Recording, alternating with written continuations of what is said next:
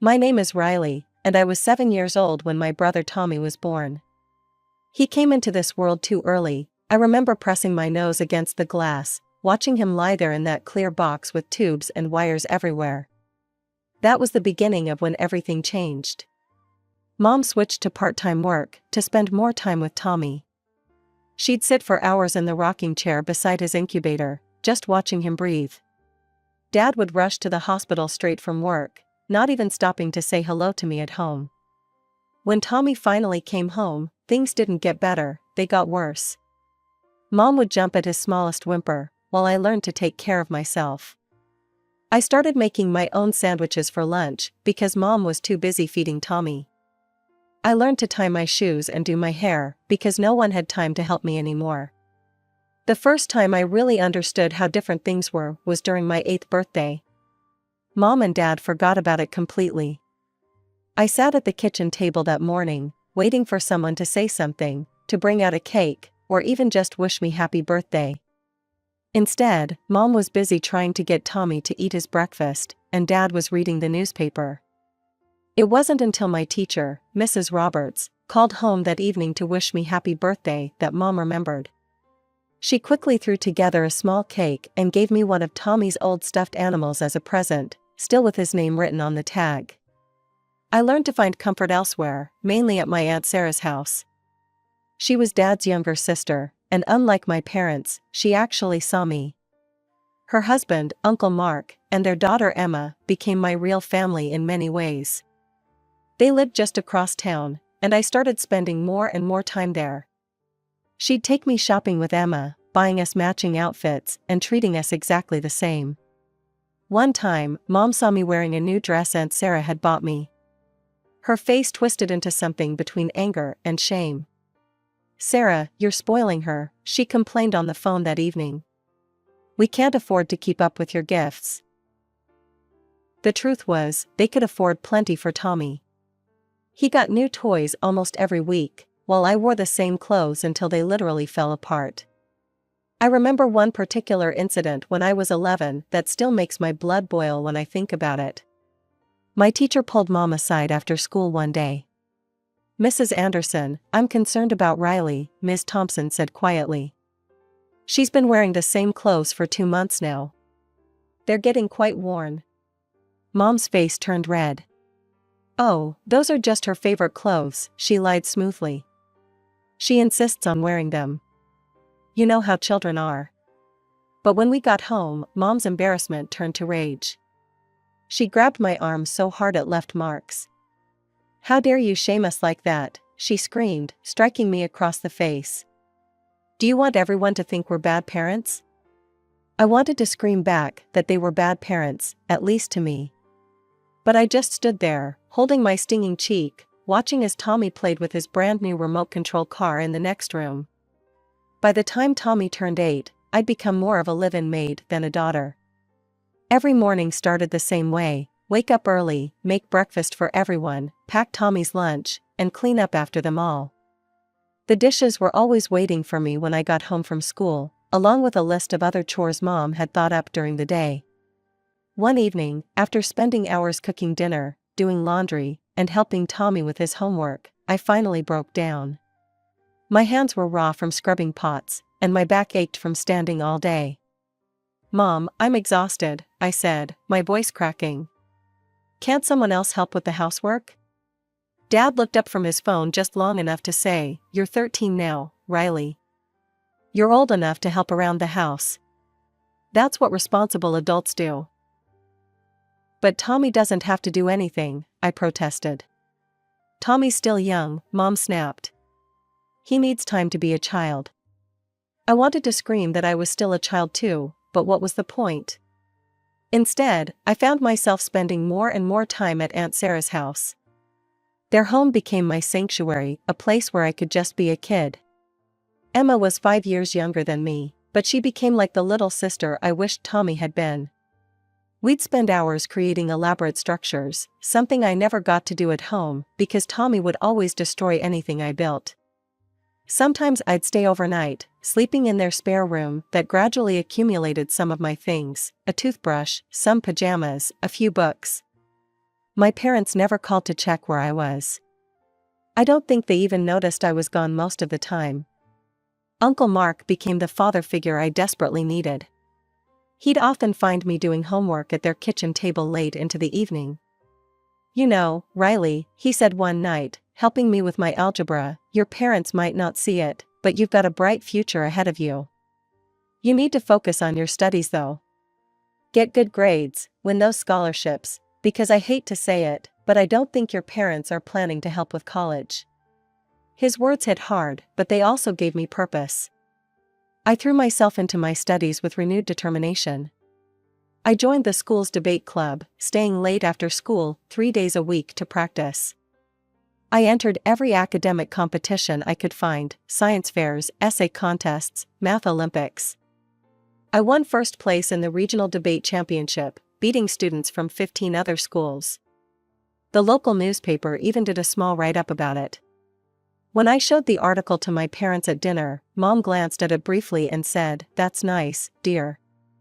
Oh, Tommy, tell Riley about how you scored a goal in soccer practice today." But their indifference only made me work harder. I started taking advanced placement classes, staying up late to complete extra credit assignments. My teachers noticed, even if my parents didn't. They started suggesting summer academic programs and college prep courses. When I turned 16, I got my first real job at the Sunshine Cafe, working as a waitress after school. For the first time in my life, I had my own money, earned by my own efforts. The first paycheck felt like freedom in my hands. I remember staring at the numbers on the paper, already planning what I could buy, maybe some new clothes that actually fit, or school supplies I wouldn't have to beg for. But my brief moment of independence didn't last long. Mom cornered me in the kitchen one evening, Dad standing behind her with his arms crossed. "So," she said, her voice sharp, "when were you planning to tell us about your job? You're making money while living under our roof, eating our food, using our utilities." Dad nodded. "We've decided that it's only fair you contribute to the household expenses. Half of your paycheck should cover it." Still, even with half my earnings gone, I managed to save enough to buy myself a smartphone. Nothing super fancy, but it was new, and it was mine, the first real piece of technology I'd ever owned. I'd been using an ancient flip phone that could barely send texts, while Tommy had the latest iPhone. I was so proud of that phone. I downloaded educational apps, used it to take notes in class, even joined some study groups online. For a week, everything was perfect. Then Tommy spotted me using it. "Hey, that's a nice phone," he said, walking into my room without knocking. "Way better than that piece of junk you had before. Give it to me." I clutched the phone tighter. "No way. I bought this with my own money." His face twisted into that familiar spoiled expression. "Come on, my phone is getting old. I need a new one." When I refused again, he stormed out. I could hear him thundering down the stairs, and I knew exactly where he was going. Sure enough, 10 minutes later, Mom and Dad appeared in my doorway. "Riley," Dad said in his reasonable voice that was anything but reasonable, "your brother tells us you're being selfish." "I bought this phone myself," I said, trying to keep my voice steady. "With the money I earned after giving you half of my paycheck." They left eventually, but not before calling me ungrateful, selfish, and a terrible sister. I went to bed that night with my phone clutched tight to my chest. 3 days later, I found it in pieces on my bedroom floor. The screen was shattered, the case cracked open like someone had deliberately stomped on it. When I confronted Tommy, he just smirked. "Maybe you should take better care of your things," he said with a shrug. "Stuff breaks sometimes." The day my college acceptance letters arrived should have been one of the happiest days of my life. All those late nights studying, the extra classes, the academic competitions, they had finally paid off. 3 colleges had accepted me: Riverside University, Wellington College, and our local state university. I sat on my bed, spreading the letters out in front of me. Riverside and Wellington were my dream schools, but they both required substantial tuition payments. State University wasn't as prestigious, but they'd offered me a full scholarship. The choice was obvious. I couldn't afford to pay for college on my own, and I knew better than to expect help from my parents. There was just one catch. The acceptance letter from State University included a note about housing. As you reside within city limits, you do not qualify for student housing. Our dormitories are reserved for out-of-state and long-distance students only. I decided to share the news with my parents over dinner that night. Tommy was there too, shoveling pasta into his mouth while playing some game on his phone, the latest model, of course. I got accepted to college, I announced, trying to keep the pride in my voice. 3 of them, actually. I'm going to attend State University, they're offering me a full scholarship. To my surprise, both my parents looked up. Mom even smiled. Well, that's wonderful, Riley, Dad said, actually sounding pleased for once. You see what hard work can accomplish? I felt a warm glow in my chest. Maybe things were finally changing. Maybe they were finally seeing me. Then Mom cleared her throat. Now that you're going to be an adult student, we need to discuss your living arrangements. We've decided you should pay rent. When they named the amount, I literally choked on my pasta. Tommy had to pound me on the back, looking far too amused by my distress. That's almost $1,000. I gasped when I could breathe again. That's impossible. I can't afford that. Mom shrugged, taking a delicate bite of her dinner. We pay rent for this house every month, Riley. Have been for years. You're an adult now, it's time you learned about real-world responsibilities. But I'll be a full-time student, I protested. Even if I worked 2 part-time jobs, I couldn't make that much. My parents exchanged a look I'd seen many times before, the one that meant trouble for me. Well, Dad said slowly, if you can't contribute to the household expenses, perhaps it's time you found your own place to live. Time to stand on your own 2 feet. But what about Tommy? I couldn't help asking. Will he have to pay rent when he turns 18? That's different, Dad snapped. Your brother has special needs. Special needs? Tommy was perfectly healthy now, hadn't had any health issues since he was a toddler. But I knew arguing was pointless. I spent the next 2 days packing my life into boxes and bags. It wasn't much, years of being the less favored child meant I didn't have many possessions. Each item I packed felt like a reminder of all the things I'd never had, all the love I'd never received. As I carried my last box out the front door, I heard Tommy's voice behind me. Finally, he crowed. I'm going to turn your room into the ultimate gaming setup. Maybe I'll put the big TV where your bed was, and the gaming chairs can go by the window. With nowhere else to go, I found myself standing on Aunt Sarah's doorstep that night, trying to hold back tears as I rang the doorbell. Uncle Mark opened the door, took one look at my face and the bags at my feet, and immediately called for Aunt Sarah. They did what? Aunt Sarah's voice rose in fury as I explained what had happened. They kicked you out? Their own daughter? Because I couldn't pay their rent, I said, my voice breaking. They said since I'm 18 now. I don't care if you're 18 or 80, Uncle Mark interrupted, his face red with anger. You're staying with us. No arguments. That night, as I lay in their guest room, my room now, I finally let myself cry. Not just from sadness or fear, but from relief.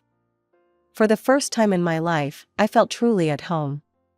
I spent that summer working full-time at the Sunshine Cafe, saving every penny I could for college expenses. Aunt Sarah and Uncle Mark refused to let me pay rent or buy groceries, insisting I focus on preparing for school. When fall came, I started my classes at State University. It was hard work, balancing studies with my part-time job at the cafe, but I was determined to succeed.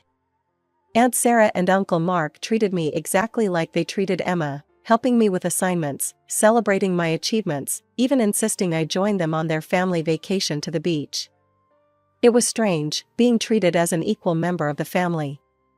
Every time they included me in family photos, every time they introduced me as our Riley to their friends, every time they hung my achievements on the wall next to Emma's, it healed a little piece of my heart.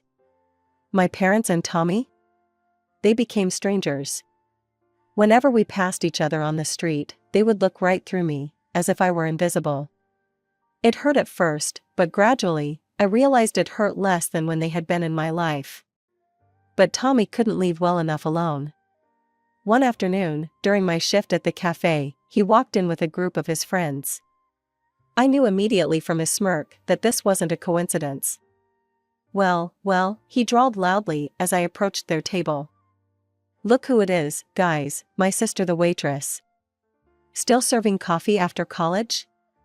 Really living the dream, huh?" His friend snickered. I kept my face neutral, pulled out my order pad. "Welcome to Sunshine Cafe. What can I get for you?" "Oh, I don't know." Tommy made a show of studying the menu. "What would you recommend?"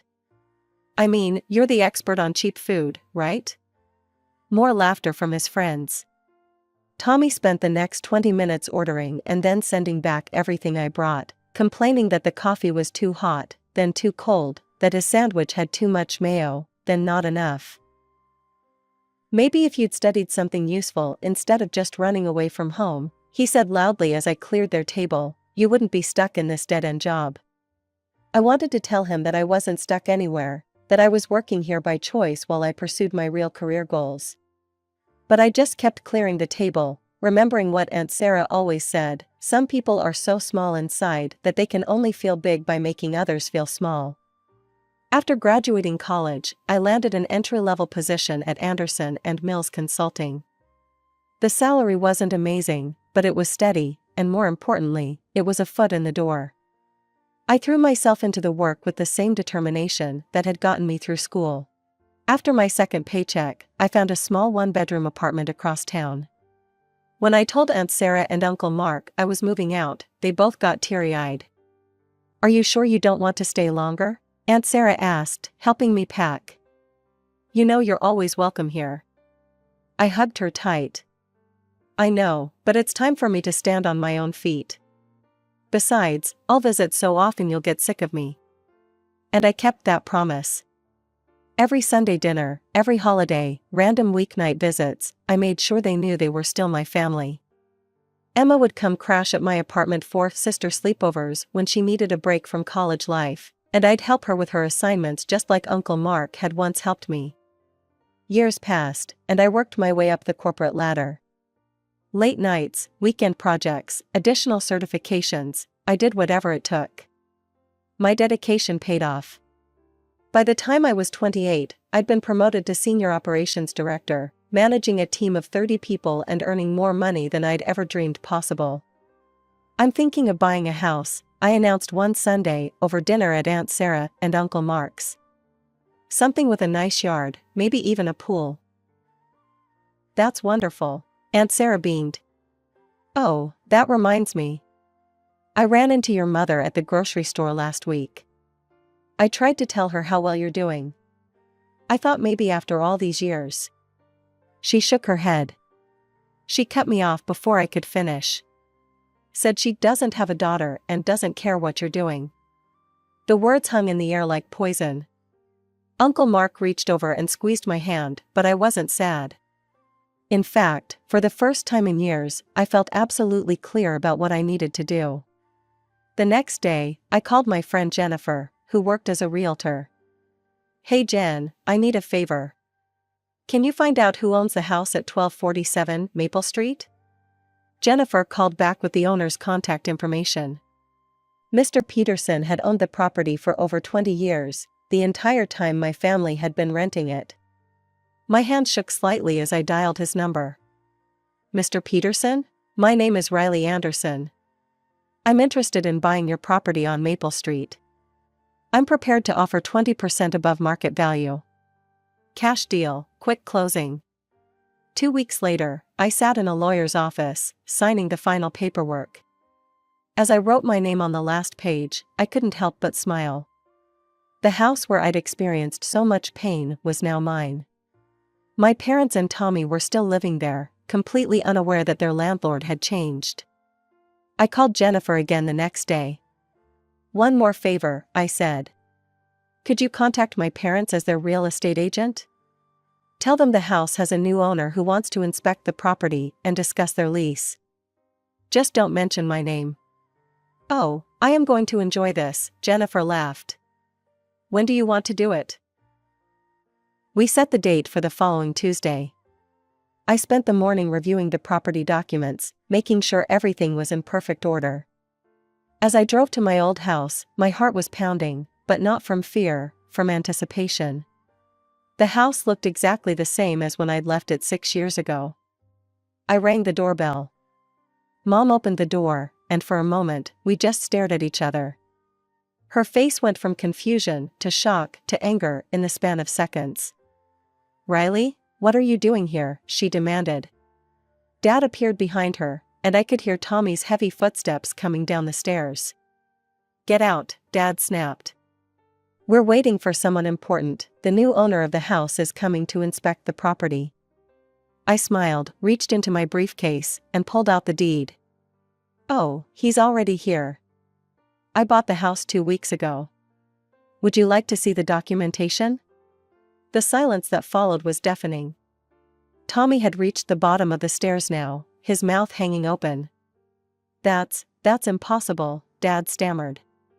Actually, it's quite possible when you're a senior operations director at one of the city's top consulting firms, I replied, stepping past them into the house, my house. Mr. Peterson was quite happy with my offer. The transformation in their faces was almost comical. Mom's scowl melted into a sickly sweet smile. Riley, sweetheart, she cooed, why don't you come sit down? I'll make some tea. We can catch up. Like a proper family, Dad added quickly. Family? I couldn't help but laugh. The same family that threw me out on the street when I couldn't pay their astronomical rent? The same family that told everyone they didn't have a daughter? Now, Riley, Mom started, we were just trying to teach you responsibility. Oh, I learned responsibility, I cut her off. I learned it very well. In fact, let's discuss your new rent terms. I named the new monthly amount, double what they'd been paying. The color drained from their faces. That's impossible, Tommy exploded. We can't afford that. Where are we supposed to get that kind of money? I shrugged, echoing their words from years ago. Not my problem. You have until the 1st of next month to either pay the new rate or move out. They followed me to the door, their tones switching rapidly between pleading and threatening. Mom tried to grab my arm, but I pulled away. Riley, please, she begged. We're your family. No, I said firmly. You stopped being my family the day you chose your comfort over your daughter's future. You have 30 days to decide what you're going to do. 1 month later, I stood across the street, watching as my parents and Tommy loaded the last of their belongings into a moving truck. They'd tried calling me multiple times over the past weeks, alternating between begging for more time and threatening legal action. I hadn't answered a single call. Mom noticed me first. She nudged Dad, who looked up from the box he was carrying. The hatred in their eyes was palpable. Tommy slammed the truck's rear door with unnecessary force, glaring in my direction. None of them said a word to me, they just got into their vehicles and drove away, leaving behind the house they'd rented for over 2 decades. I waited until they were gone before walking up to my property. My property. The word still felt strange in my mind. I unlocked the front door and stepped inside. The house felt bigger now, emptier, but still heavy with memories. Over the next 3 months, I transformed the house completely. The walls that had witnessed my tears came down, creating an open-concept living space. The kitchen where I'd spent countless hours cooking for an ungrateful family was gutted and modernized. Tommy's precious game room, my old bedroom, became a home office with large windows and built-in bookshelves. Every change felt like erasing another painful memory. The contractor stripped the old wallpaper, and with it went the marks where I'd once measured my height alone because no one else cared to do it. The creaky floorboard that had always betrayed my late-night study sessions disappeared under new hardwood. The stained carpet that had held years of spills I'd been forced to clean up was replaced with sleek tiles. It looks amazing, Aunt Sarah said when I gave her, Uncle Mark, and Emma the grand tour. It doesn't even look like the same house anymore. That was the point, I replied, leading them onto the new back deck, my favorite addition to the house. We sat there drinking lemonade, my real family, watching the sunset over the backyard where a swing set once stood. Now there was a garden starting to bloom, new life springing from old soil. I never saw my parents or Tommy again after that day they moved out.